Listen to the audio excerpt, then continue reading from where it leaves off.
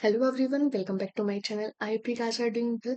आज हम कंटिन्यू करने वाले हैं अपनी एसक्यूएल बेसिक टू एडवांस की सीरीज। ये है हमारा लेक्चर नंबर 6, जिसमें हम पढ़ेंगे वेयर क्लोज। अब अभी तक के हमारे 5 लेक्चर्स में हमने पढ़ा कि डेटाबेस क्या होता है, एसक्यूएल क्या होता है, एग्जैक्टली कहाँ वो काम करता है।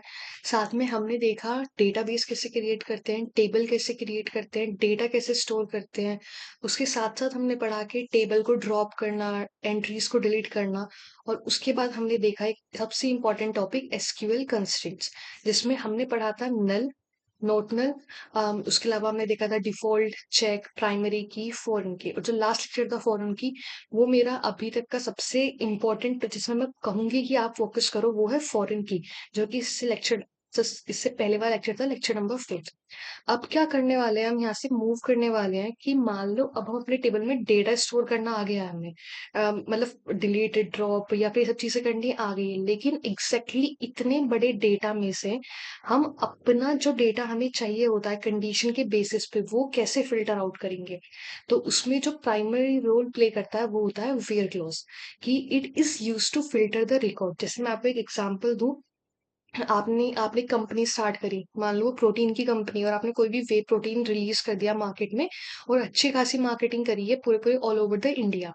अब उसमें क्या हुआ कि आपने बोला कि हमारा जो प्रोडक्ट है लॉन्च होगा वो 10% डिस्काउंट पे होगा, लेकिन अगर आप 5 बजे से खरीदते हैं तो इस टाइम हम इसे लॉन्च कर रहे हैं, वरना ये आपको एमआरपी के प्राइस में मिलेगा अगर आप उस पर्टिकुलर टाइम पीरियड के अंदर नहीं खरीदते।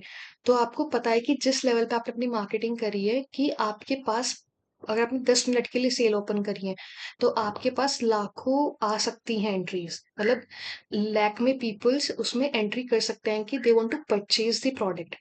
अब मान लो आपने अपना पूरा डेटाबेस रिकॉर्ड कर रहे हो और एकदम से लैक्स में एंट्री आ जाती है, और फिर आप कभी फ्यूचर में उसे यूज करना चाहते हो, तो आपके डेटाबेस में अभी अप्रोक्स 1 लाख के 1 लाख अप्रोक्स एंट्रीज हैं।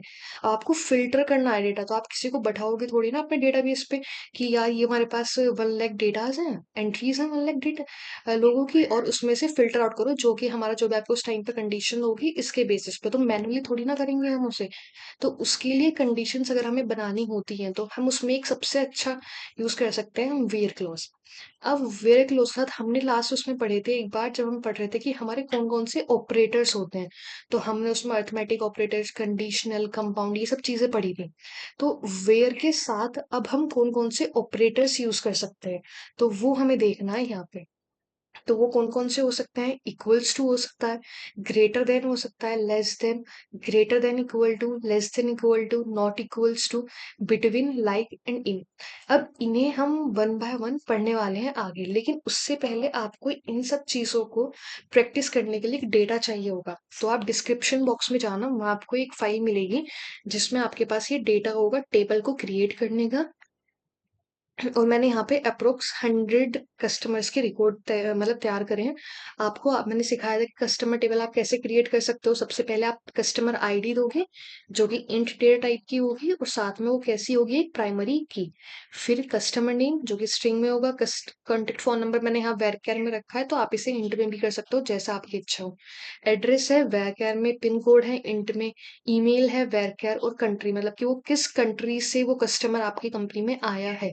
तो ये मैंने यहाँ पे तैयार किया डेटा। तो आपको सिंपली क्या करना है, अपना सिक्वल खोलना है। सबसे पहले आपको चेक करना है कि आपके पास डेटाबेस कौन सा है। तो आप सबसे पहले किसी डेटाबेस के अंदर जाके चेक करोगे ना, किसी भी टेबल को जब क्रिएट करने वाले हो। तो हमने एक प्रैक्टिस नाम का डेटाबेस क्रिएट किया था, अगर आप पहले लेक्चर्स देख रहे हो मेरी वीडियोस को, तो मैंने सिखाया है कि डेटाबेस आप कैसे क्रिएट कर सकते हो, कैसे ड्रॉप कर सकते हो, और कैसे उसे यूज कर सकते हो। तो यूज करने के लिए हम क्या करेंगे, सिंपल यूज कमांड लिखेंगे, और कौन सा डेटाबेस यूज करने वाले हैं उसका यहाँ पे नाम लिखेंगे। तो अब हमारे देखो यहाँ पे ग्रीन टिक आ गया, इसका मतलब कि हम उसके अंदर जा चुके हैं। अब हमें यहाँ देखना है शो टेबल्स, कि इस डेटाबेस के अंदर प्रीवियसली कितनी टेबल्स एग्जिस्ट करती हैं। तो वो है एक्टिविटी, स्टूडेंट, स्टूडेंट एक्टिविटी, इससे अभी हमें कुछ लेना देना नहीं है। ये तीनों टेबल्स हमारी लास्ट वीडियो की पड़ी हुई हैं, जिसमें हमने कवर किया था फॉरेन की। अगर आपने नहीं देखी तो प्लीज जाके चेकआउट करना उस वीडियो को।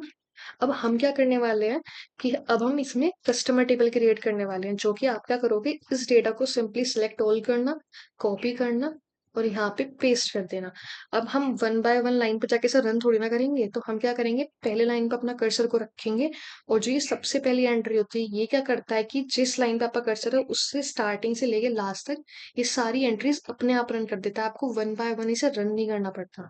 तो जैसे ही हम इसे रन करेंगे तो आप यहाँ देख रहे हो कि सबसे पहले तो क्रिएट कर दी यहाँ पे टेबल और इसने इंसर्ट करा, लेकिन आप यहाँ देख रहे हो सिर्फ एक एंट्री आई है, लेकिन यहाँ देखना यहाँ पे है कि 100 रो अफेक्टेड, मतलब 100 रोज अफेक्टेड। इसमें 100 रोज क्रिएट हो चुकी हैं जैसे ही ये टेबल क्रिएट हुई है। मैं आपको दिखा देती हूँ उसका पूरा। अब मैंने इसे पूरा बैक कर दिया, क्लीन कर दिया। अभी हमने करा सेलेक्ट स्टार फ्रॉम कस्टमर। देखते हैं अगर यहाँ से डेटा फैच होकर आया तो इसका मतलब कि हमारी कस्टमर टेबल क्रिएट हो चुकी है। वरना हम क्या कर सकते थे देखने के लिए, हम कर सकते थे शो टेबल्स। तो पहले शो टेबल्स करके देख लेते हैं। तो शो टेबल्स करने पे हमारे यहाँ पे आ चुका है कस्टमर। तो इसका मतलब कि हमारी टेबल तो यहाँ पे क्रिएट हो चुकी है। अब सिलेक्ट करते हैं, तो सिलेक्ट करने पे आप देख रहे हो यहाँ पे कितनी रोज आई हैं, तो ये देखो 100 रोज रिटर्न, मतलब कि जैसे ही आपने इसे फेच किया, इस स्टार का मतलब होता है कि आप बोल रहे हो कि जितनी भी रोज हैं आपके डेटाबेस में इस टेबल के अंदर वो सारी की सारी फेच हो जाए। तो ये हो चुकी है आपकी 100 रोज। अब मान लो मुझे इसमें एक अप्लाई करनी शुरू करने की, जो मेरे पास ये 100 रोज आ रही है ना, मुझे उसे फिल्टर करना शुरू करना है। तो अब जो मैंने ऑपरेटर्स आपको बताए थे वो सारे ऑपरेटर्स थे ये। सबसे पहले हम ट्राई करते हैं इक्वल्स वाला ऑपरेटर। इसमें क्या करेंगे, मान लो हमसे बोला गया कि इस पर्टिकुलर आईडी का डेटा निकाल दो। तो मैं क्या करूंगी, पहले मैं इसे हटा देती हूँ। अगर मेरे से बोल जाता है कि सेलेक्ट करो वो सारी रोज कस्टमर टेबल में से जहां पर वेयर कस्टमर की आईडी, कस्टमर की आईडी क्या है, 98। तो मेरे पास जो सिर्फ 98 आईडी वाली रो होगी ना वो फेच होकर आ जाएगी। तो देखो ये आ गई है हमारे यहाँ पे 98 कस्टमर की एंट्री। इसमें हमसे और क्या बोल सकता था कि जहाँ पे कस्टमर का नेम भी बोल सकते थे आप। कस्टमर का नेम अगर मैं लिखूं यहाँ पे, तो आप बोलना है यहाँ पे इसमें रेचल, इसी एंट्री को डाल देते हैं, या फिर रेचल ग्रीन। देखो यहाँ एग्जैक्टली मैच करा ना। अगर मैं ग्रीन ना लिखती या फिर सिर्फ जी लिख देती तो इसमें ये एग्जैक्टली मैच नहीं होगा। इसका मतलब कि ये यहाँ पे 0 एंट्री रिटर्न करेगा। एग्जैक्टली नेम मैच होना चाहिए तभी वो रिटर्न करेगा जब हम इक्वल्स टू यूज कर रहे हैं। या फिर अगर हम डालें यहाँ पे कि किसी की country, where country is equals to USA. अगर किसी की कंट्री यूएसए है तो उस सारे डेटास को मुझे रिटर्न कर दो। तो यहाँ पे क्या होंगे, हमारे पास मल्टीपल एंट्रीज आ रही हैं, 4 एंट्री आ रही हैं, 4 लोगों की जिनकी कंट्री क्या है, यूएसए। तो यहाँ पे आप कंट्री में और क्या डाल सकते थे, यहाँ पे आप डाल सकते थे इंडिया। इंडिया में अगर आप डालोगे तो देखते हैं कितनी एंट्रीज हमारे पास आती है। हमारे पास यहाँ आ चुकी है अप्रोक्स 7 एंट्रीज। तो ये होता है हमारा इक्वल टू का मतलब एग्जैक्टली डेटा हमारा यहाँ पे मैच करना चाहिए। और मैं आपको एक चीज और बताती हूँ, अगर आप यहाँ कैप्स लॉक में लिखते तो क्या कोई डेटा में फर्क पड़ता फेच होने पे, तो नहीं पड़ता, क्योंकि हमारे एसक्यूएल में हमारा केस सेंसिटिविटी नहीं होती। अगर आप इस पूरी एंट्री को है ना कैप्स लॉक में भी लिखोगे ना, यहाँ पे सेलेक्ट स्टार फ्रॉम कस्टमर, तो भी ये हमारा सेम बिहेव करेगी जैसे आपका स्मॉल्स में लिखने पे आ रहा था ना, वही यहाँ पे ऐसे करेगी। तो केस सेंसिटिविटी यहाँ पे नहीं होती। तो ये हो गया हमारे पास यहाँ पे इक्वल्स टू वाला केस। अब हमारे पास क्या आता है, ग्रेटर देन। ग्रेटर देन आप कैसे यूज कर सकते हो अपने वेयर में, कि मान लो आपको वो सारी एंट्रीज निकालनी है जहाँ पे क्या है, यहाँ पे कस्टमर की जो आईडी है वो ग्रेटर देन है 95 से। वो सारे कस्टमर्स की एंट्री जिनकी आईडी 95 से ग्रेटर है। तो ये आ गई हमारे पास 5 एंट्री। अगर आप यहाँ लेस देन लिख देते, लेस देन किससे, 20 से, तो आपकी 1 to 19 मतलब 19 रोज फेच हो जाएंगे। ये दिख रहा है यहाँ पे 19 रोज फेच हुई हैं। आप इसे स्क्रॉल करके भी देख सकते हो, सिर्फ 19 तक आए।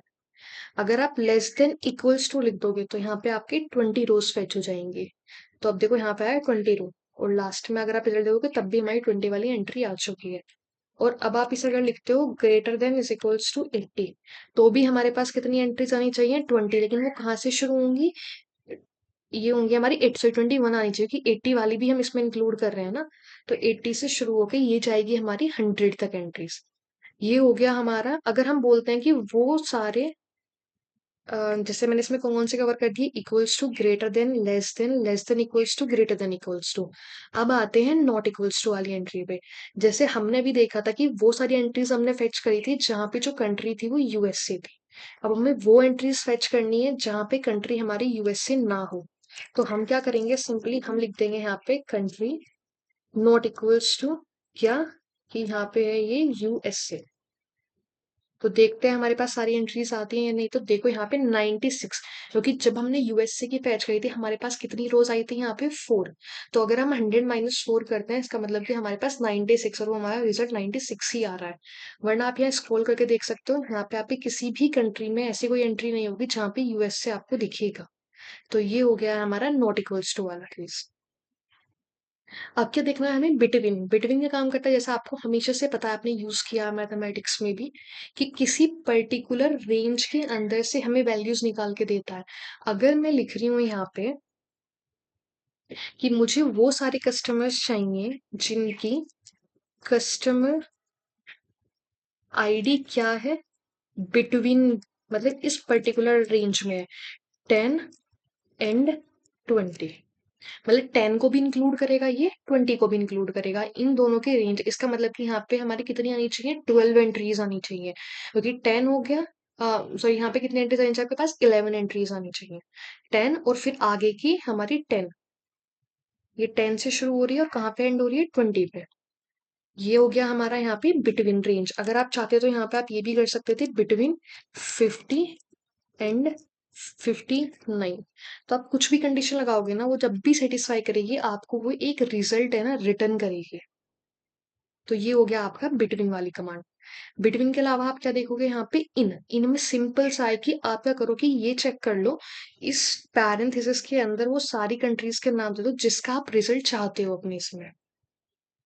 तो यहाँ पे क्या करूंगी, मैं लिखूंगी सेलेक्ट स्टार फ्रॉम कस्टमर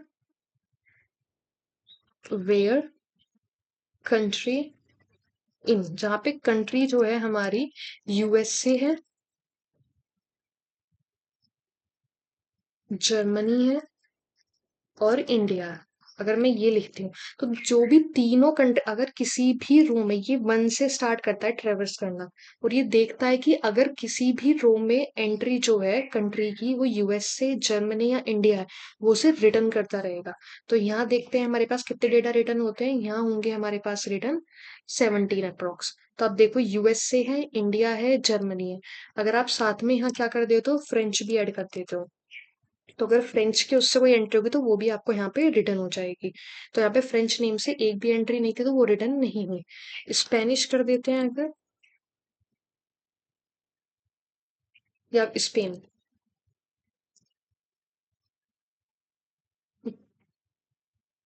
तो यहाँ पे आपकी 23 एक्सटेंड हो चुकी है। तो ये जो लास्ट की एंट्रीज आई हैं वो आई है स्पेन के नेम से। तो ये हो गया हमारा इंक्वायरी।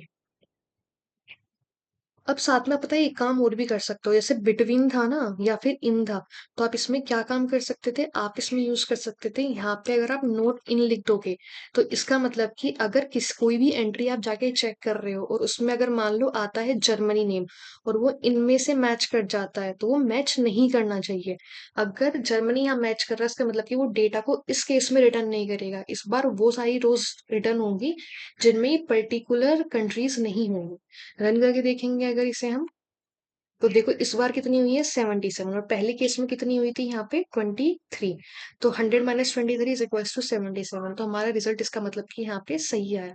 यहाँ फ्रांस होता, अगर हम यहाँ पे फ्रांस करते तो अब हमारे पास कितनी होंगी, नोट इन। तो अब आती है हमारे पास सिर्फ 71 एंट्रीज। तो ये ऐसे ही आप क्या कर सकते थे, बिटवीन वाला केस कर सकते थे। बिटवीन में हम क्या कर सकते थे, select star from customer where customer ID not between, और फिर आप क्या लिख सकते हैं, कहाँ से कहाँ तक। इसमें आप लिख रहे हो कि मुझे 20 and 90 के बीच की एंट्रीज नहीं चाहिए, इंक्लूडिंग 20 and 90। तो आपके पास क्या डेटा रिटर्न होगा, 1 से 19 और फिर 91 से, अच्छा मेरे कस्टमर टेबल का नाम गलत हो गया था यहाँ पे। यहाँ आपका रिजल्ट होगा 1 से पहले 19 तक जाओगे आप, ये गई 19, 19 के बाद कहाँ से शुरू होगा यहाँ पे 91 से। तो आप ऐसे भी यूज कर सकते हो इन दोनों कमांड्स को। फिर आता है हमारे पास लाइक, जो सबसे इंपॉर्टेंट है। तो लाइक में क्या होता है, लाइक में मैं आपको नोटपैड यूज करती हूँ समझाने के लिए। तो लाइक कमांड होती है हमारे पास यहाँ पे, इसमें हमारे दो स्पेशल कैरेक्टर यूज होते हैं। एक होता है परसेंटेज, एक होता है underscore.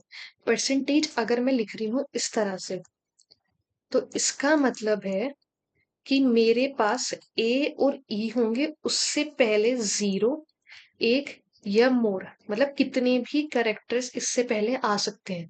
Same goes with this side percentage, कि जीरो, वन और मोर करेक्टर्स आ सकते हैं। लेकिन वहीं अगर मैं सिर्फ ये लिखती, तो इसका मतलब था कि यहाँ पे ए टू जेड में से कोई एक करेक्टर होगा, यहाँ पे ए टू जेड में से कोई एक करेक्टर होगा। अगर मेरे पास ये केस होता है इस तरह से, परसेंटेज ए ई अंडरस्कोर, तो इसका मतलब होता कि इस side zero, one and more characters हो सकते हैं। लेकिन वहीं इस साइड क्या होगा मेरे पास, कि ए टू जेड में से सिर्फ एक करेक्टर हो सकता है। अगर हमारे पास होता है यहाँ पे अंडरस्कोर ए ई परसेंटेज, तो इस केस में क्या होता है, यहाँ पे ए टू जेड में से एक करेक्टर होगा और इस साइड क्या होगा हमारा, जीरो, वन और मोर करेक्टर्स हो सकते हैं। तो ये हो गया हमारे पास लाइक का कॉन्सेप्ट। तो इसका यूज हम कहाँ कर सकते हैं, इसका यूज हम कहाँ यूज कर सकते हैं, जैसे मान लो हमारे पास कस्टमर नेम्स है और हमें उसमें से वो नेम्स चाहिए जिसमें क्या आ रहा हो, ए आर आ रहा हो बीच में। उससे पहले कुछ भी हो, उसके बाद भी कुछ हो, हमें मतलब नहीं, बस ए आर नाम वाले हमें सारे सारे कस्टमर्स चाहिए। चाहे तो आप इसमें कितना भी कॉम्प्लिकेटेड बना सकते हो, कि आप ऐसे कर सकते हो, ए से पहले भी कितने नंबर ऑफ करेक्टर्स हो, फिर ए और आर के बीच में भी हो और उसके बाद भी चलेगा। चाहे तो यहाँ पे आपका हो सकता है नेम, क्या यूज करें, अगर मैं एक एग्जांपल लेती हूँ यहाँ पे ए एस का, ठीक। तो आप यहाँ पे कैसे लिख सकते हो, अगर आप ये लिखते हो, तो इसमें पता है क्या, महेश जैसे नाम हो गया, तो ये नाम भी इसके अंदर, क्योंकि ए हमारा यहाँ पे आ गया, उससे पहले वन हो, जीरो हो या ज्यादा हो, कोई फर्क नहीं पड़ता। फिर ए और एस के बीच में भी कितने नंबर ऑफ करेक्टर हो, फर्क नहीं पड़ता। फिर ऐसा आ गया हमारे पास, और फिर यहाँ पे हमारे पास इसके बाद भी कितने नंबर ऑफ करेक्टर्स हो, तो ये इंक्लूड हो जाएगा। या फिर ये नाम इसमें भी इंक्लूड होता है कि ए से पहले सिर्फ एक करेक्टर आना चाहिए, बीच में कितने भी करेक्टर आए, फिर एस और उसके बाद में एक करेक्टर, तो भी ये इंक्लूड होता। लेकिन अगर ये आता हमारा case A underscore underscore S और अंडरस्कोर, तो यहाँ पे हमारे दो करेक्टर नहीं आ सकते थे एच ई वाले, तो ये वाला केस हमारा महेश को इंक्लूड नहीं करता। तो देखते हैं इसको हम अपनी टेबल में कैसे यूज कर सकते हैं। ये मैंने आपके लिए यहाँ पे एक एग्जांपल लिखा हुआ है इसका थ्योरेटिकल पार्ट। तो अब हम देखते हैं इसका टेबल में। यहाँ हमने किया select star from customer table, जहाँ पे क्या हो, कस्टमर का जो नेम है, कस्टमर का नेम लाइक कैसा होना चाहिए। तो अगर मैं लिखती हूँ परसेंटेज ए आर, और ये आता है हमारे पास, देखते हैं कि इससे कितना रिजल्ट आते हैं। हो सकता है जीरो भी हो जो आप पैटर्न में, जैसे अगर मैं इसमें चार्ली डेविस का यूज करूं, तो चार्ली में ए आर एक साथ आ गया। फ्रैंक हैरिस में तो ए जो है वो फ्रैंक के नेम में आ रहा है और हैरिस के नेम में हमारे पास आर मिल रहा है, क्योंकि हमने बोला था यहाँ पे, नहीं सॉरी, यहाँ पे क्योंकि हमारा ए और आर के बीच में गैप नहीं होना चाहिए ना, तो हैरिस के उसमें जो नाम है वो ए आर मैच करके, इसके मतलब हमने इसमें दिया है। थर्ड नेम में पार्कर में ए आर आ रहा है, टीना क्लर्क में क्या आ रहा है, ए आर क्लर्क में, उमर दियाज में क्या आ रहा है यहाँ पे, उमर में ए आर। तो इसलिए हमारी एंट्रीज मैच कर रही हैं। अगर हम यहाँ लिख देते हैं कि ए आर के बीच में सिर्फ एक करेक्टर आना चाहिए, तो देखते हैं कोई एंट्री आती है या नहीं आती। तो अभी भी हमारे पास एंट्री आई है, जैसे हमारे फ्रैंक हैरिस में डबल आर था, तो एच ए सिंगल करेक्टर और फिर दोबारा आर, इसलिए ये मैच कर रहा है। या फिर हमारे पास यहाँ पर आ गया है, इसके अलावा मिया रॉबर्ट्स में, तो मिया का लास्ट का लेटर ए था, फिर स्पेस और फिर आर, तो ऐसे आप बहुत सारे नेम्स निकाल सकते हो, कोई भी स्पेसिफिक पैटर्न बना के जिससे आपको अपनी कंडीशन के बेसिस पे अपनी टेबल में से डेटा मिल जाए, ठीक है? तो ये वीडियो बहुत छोटी-सी थी, इसमें हमने सिर्फ वेयर क्लोज करी है कवर और जितने भी ऑपरेटर्स के साथ यूज़ आते हैं हमने वो यूज़ करे हैं। अब आपका होमवर्क क्या होगा इस वीडियो के बाद कि आपको एटलीस्ट 10 क्वेरीज़ ट्राई करनी है अपने आप से बना के इस टेबल से, क्योंकि मैं आपको टेबल प्रोवाइड करा चुकी हूँ, उसका डेटा प्रोवाइड करा चुकी हूँ, सिर्फ आपको क्या क्रिएट करनी है, एटलीस्ट 10 कमांड्स आपको क्रिएट करनी है। अगर हो सके तो उसे है ना आप कमेंट सेक्शन में ड्रॉप करना जिससे और स्टूडेंट्स भी उन्हें देख सकें, ठीक है? इस वीडियो को यहीं खत्म करते हैं। अगर आपको ये इन्फॉर्मेटिव लगी हो, पसंद आई हो और आप मेरी मेहनत को सपोर्ट करना चाहते हो, तो प्लीज़ इस वीडियो को लाइक करना, शेयर करना और चैनल को सब्सक्राइब करना। And thank you so much for watching this video. Bye bye.